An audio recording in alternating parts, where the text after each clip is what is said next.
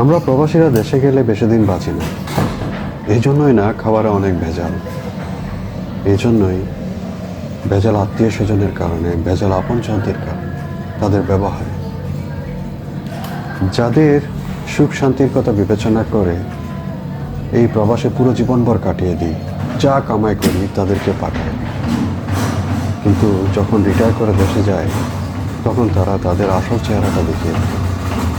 সেই দুঃখেই আমরা মরি। দেখেন, 1 টাকা পাঠান অথবা 1 লাখ টাকা পাঠান, 10 লাখ টাকা পাঠান, যাই পাঠান, কারো সমস্যার কখনো সমাধান আপনি করতে পারবেন না।